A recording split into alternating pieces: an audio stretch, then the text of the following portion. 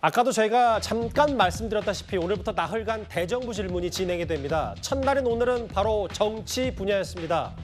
야당에서 공격수들이 나오면서 공방이 좀 예상이 됐었는데 오늘 국회 첫날부터 윤석열 대통령 탄핵 얘기가 나왔습니다. 본 의원이 볼 때 또 추가적인 이 사건은 조치가 대통령이 법 위반을 한 것이고 직권남용한 게 분명하다고 봅니다. 아니라고 총리는 주장하지만 많지나 국민들은 다 그렇게 알고 있습니다. 그래서 직권남용이 분명하고 대통령이 법 위반한 것이 분명한 사실입니다. 법 위반하면 결과는 어떻게 됩니까? 의원님 말씀하신 대로 많은 국민은 그렇게 생각하고 계시지 않습니다. 탄핵 갈 수 있는 소지가 충분히 있다는 말씀 분명히 드립니다.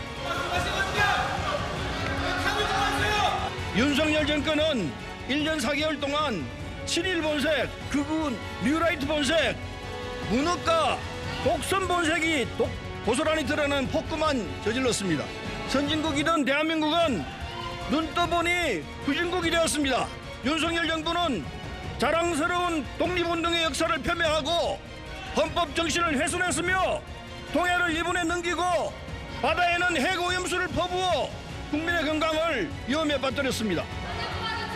이대로 가면은 윤석열 정권은 역사에 준엄한 심판은 물론이고 국민들이 탄핵하자고 나설지 모르겠습니다. 경청해 주셔서 고맙습니다. 경청해 주셔서 고맙습니다.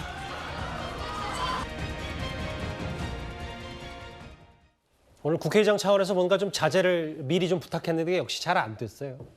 탄핵 얘기 오늘 저 영상 보고 이현정 의원은 어떤 생각부터 먼저 드셨어요? 글쎄 뭐 대정부 질문이라기보다는 뭐 경문을 읽는 듯한 느낌들이 들었습니다. 더군다나 서른에는 5선의 국회의원인데 저렇게 예를 들어서 뭐 탄핵 이야기를 저렇게 쉽게 이야기할 수 있는 것인지 모르겠습니다만은 이게 박근혜 전 대통령이 탄핵 이후에 민주당 인사들은 뭐 말끝마다 탄핵을 이야기합니다. 거의 후령부처럼 탄핵을 이야기하는데요. 탄핵이라는 게 얼마나 위중하고 또 중대한 일인지를 자꾸 망각하시는 것 같아요. 아시겠지만 특히 이 행안부 장관에 대한 탄핵도 했다가 결국은 이 헌법재판소에서 전원 합의로 기각됐지 않습니까? 그런 전례를 따져보면 예전에 노무현 대통령 탄핵했다가 그 뒤에 어떻게 됐습니까? 그런 등등 여러 가지 역풍들이 있었을 텐데 또 한 번 윤 대통령에 대해 탄핵을 이야기하는 것은 민주당이 이게 좀 역시 이게 의석이 많이 가지고 있으니까 자기들 마음대로 뭔가 할 수 있는 것 같다라는 그런 힘과 시용이 아닌가라는 생각이 들고 자꾸 이렇게 탄핵 이야기하면 민심은 계속 멀어집니다. 대통령이 뭘 하는 거 가지고 뭐 하나 트집 잡아 또 탄핵한다. 뭐 그럼 대통령이 어떻게 업무를 하겠습니까?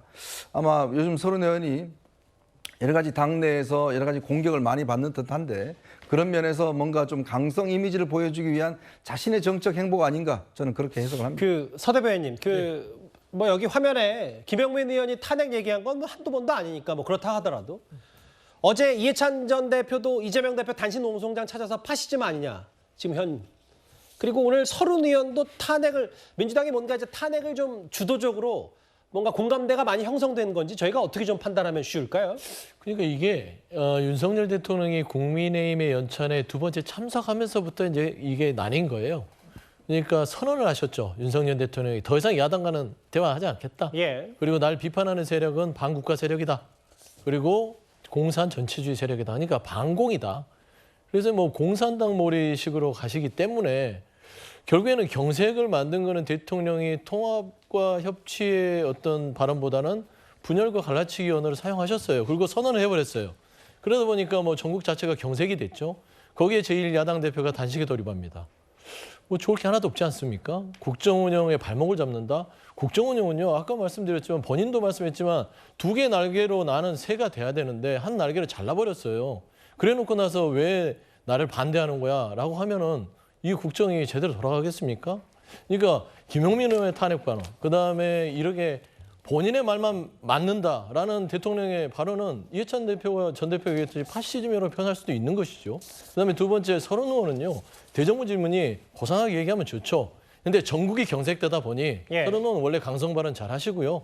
야당의 의원으로서 첫 번째 발언 하시다 보니 알겠습니다. 그것도 가정적으로 얘기를 한 것이지 단정적으로 얘기를 안 했기 때문에 뭐 기본적으로는 뭐 김용민 의원의 탄핵 발언과는 좀 격이 다른 그런 주장이다. 저는 그렇게 평가하고 싶습니다. 나흘 동안 그러니까 이번 주 금요일 내내 대정부 질문이 이어지니까요. 이 탄핵 얘기 말고도 주요 발언들 저희가 앞으로 뉴스탑10에서 짚어볼 기회가 있을 겁니다.